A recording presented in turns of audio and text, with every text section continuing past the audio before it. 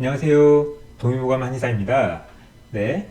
오늘은 그 노폐물의 시초는 축축한 습기에서부터라는 주제로 이야기를 해보겠습니다.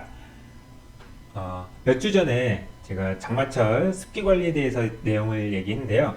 그거에 이어서 내용을 준비해봤고, 목차로는 외부 습기, 내부 습기, 그리고 습기의 형제들에 대해서도 얘기해보고, 마지막으로 관련 증상도 이야기해보겠습니다. 그러면 바로 시작해보겠습니다. 네, 처음으로 외부 습기부터 얘기해 보겠습니다. 외부 습기는 한자어로 이제 외습인데요. 크게 이렇게 날씨, 거주지, 그 다음에 근무지로 나눠봤습니다. 예, 일단 날씨에서 외부 습기를 보자면 지금 7월 달에 계속 사실 비 소식이 있죠. 지금 장마철이고 거의 우기이지 않을까라는 생각이 들 정도로 아주 몇 주간 오랫도록 지금 비가 오고 있는 상황인데요. 어쨌든 이 장마철에 이 비가 오는 이 상황, 이때는 외부 습도가 많이 높아지게 됐죠. 그래서 이렇게 구름이 많이 끼고 비가 오고 혹은 겨울에 눈이 오고 이런 상황이 날씨에 의한 외부 습기가 높아진 상황일 수 있습니다. 그리고 두 번째로 사는 거주지를 보면요. 우리가 사는 집이 바다 근처라든지 호수나 강 근처라든지 혹은 그 산속에 있는 집이라든지 아니면 캠핑을 가서 그 산속에서 텐트를 치고 야영을 한다든지 이렇게 된다면 그 외부의 습기에 의해서 또 몸을 상하게 되기 때문에 이런 거주지로서 습기에 상하는 것을 느낄 수 있습니다. 마지막으로 근무지입니다. 우리가 일하는 곳이 이제 습식 공간, 물을 쓰는 주방이라든지 아니면 수족관이 많은 그 수산시장이라든지 혹은 이렇게 사우나나 목욕탕처럼 이런 습식 공간이 있을 경우에도 우리가 근무지에서 그 외부 습기에 상할 수 있는 상황이 됩니다. 네, 다음으로 내부 습기를 보겠습니다. 한자어로는 내습인데요. 일단 음식이 되겠는데 날 음식입니다. 그래서 뭐 생선회라든지 뭐 육회라든지 뭐 생과일, 뭐 생채소 이렇게 날 음식으로서 생각을 할 수 있고 이렇게 날 음식이기 때문에 이렇게 수분 함량이 높은 거예요. 예, 뭐 고기가 됐든 과일이 됐든 채소가 됐든 뭐 건과일, 뭐 육포, 아니면 말린 생선 이런 것과 달리 이 날 음식은 수분 함량이 많이 높을 수 있습니다. 그 수분이 곧 이 습이겠죠. 예, 그리고 계속 보시면은 찬 음식 여기서는 차가운 음료라고 표현할 수도 있을 것 같습니다. 면은 면인데 차가운 육수가 있는 면이겠죠. 예, 그래서 뭐 아이스크림도 있고요. 뭐 아이스 커피, 그다음에 주스, 탄산 다 좀 액체로 된 음식들입니다. 그리고 이렇게 기름진 음식들, 동물식도 습을 유발을 할 수 있고요. 가루 음식, 분식도 면, 빵, 떡 이런 것들도 습을 유발하게 됩니다. 그리고 마지막으로 뭐 술이나 뭐 안주 그리고 이렇게 술처럼 이렇게 밤에 먹는 음식들 그런 것들도 내부의 체내 습을 조장하기 때문에 이런 것들을 좀 조심하셔야 될 것 같습니다.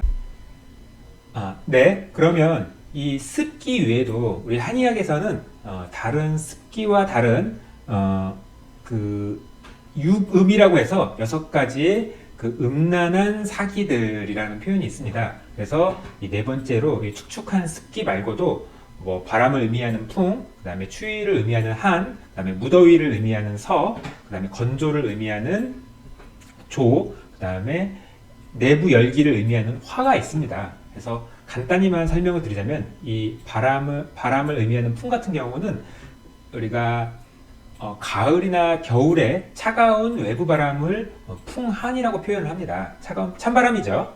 그 다음에 또 우리가 뭐 과음을 하거나 과식을 할 때 몸이 뜨거워지지 않습니까? 그런 같은 경우 이제 뜨거운 체내 내부 바람이 불게 되는 거죠. 그래서 풍열이라는 표현을 합니다. 그리고 두 번째로 이 냉기를 보자면은 뭐 겨울의 추위라든지 어떤 차가운 냉기, 그다음에 그래서 냉한 체질, 차가운 체질, 그리고 이 찬 음식 또한 이 추위와 연관이 많겠죠.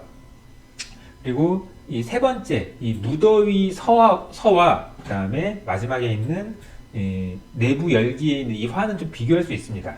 이 무더위 서는 외부 열기인 거예요. 그와 반대로 이 화 같은 경우에는 내부의 열기입니다. 그래서 외부의 열기에 의해서도 이렇게 섭병, 병이 나게 되고, 그 다음에 내부의 열기에 의해서도 뭐 열체질, 더 뜨거워지는 체질로 인해서 병이 생길 수 있고요. 그 다음에 습은 가장 마지막에 얘기를 하겠고요. 그 다음에 이 건조하게 되는 것도 이제 가을철, 겨울철에 이 건조함 또한 우리 몸에 병을 일으키게 됩니다. 그래서 제가 특히 이 습을 강조하는 이유가 이 축축한 습기인데요. 이 6가지 육음 중에서 수습 최다, 습으로 손상받는 게 가장 많다. 그렇기 때문에 이 육음 중에서 습이 가장 중요하다 할 수 있습니다. 그리고 이 습은 나중에는 담이라고 해서 노폐물로 변화될 수 있는 그 전구물질이라고 생각할 수 있습니다. 네, 그럼 마지막으로 이 습기로 인한 관련 증상을 한번 보겠습니다. 대표적으로 이 관절 질환을 가지고 왔는데요. 동의보감에서는 습류 관절이라고 해서 이 습기가 관절로 흘러 들어간다, 이런 표현입니다. 이 습기가 관절로 흘러 들어가기 때문에 관절이 이렇게 붓게 되고 약해져서 변형이 오겠죠. 그리고 이렇게 연발음, 이렇게 관절이 물컹물컹 물렁해지기 때문에 이렇게 소리도 날 수 있는 거고요. 그렇습니다. 그래서 각각 보면은 목허리 디스크, 척추 관절이 안 좋아지실 수 있고요. 그 다음에 무릎 관절, 무릎도 많이 붓고 아프다고 하시죠. 그 다음에 발목 관절, 발목이 접질리지도 않았는데 시큰하다, 이런 말씀들 많이 하십니다. 그리고 어깨 관절도 안 좋다고 하시고, 회전근개 파열, 이런 말씀도 많이 하시고요. 그 다음에 동결견, 50견 얘기도 많이 하시죠. 그리고 팔꿈치 관절도 아프다고 하시고, 특히 요즘에는 테니스 엘보나 골프 엘보를 호소하시는 분들도 많이 계십니다. 그리고 손목이 시큰하다, 이런 말씀도 많이 하시고요. 이제 손가락 관절 같은 경우는 류마티스 관절염 하듯이 손가락이 이렇게 변형이 오게 되고, 그렇게 해서 손가락이 좀 약간 미워지는 거죠. 손가락이 이제 붓고 아프고 변형이 오고 이렇게 되는 것도 호소하십니다. 다음으로 이제 무지외반증, 여성분들 이제 엄지발가락이 이제 변형이 오게 되는데요.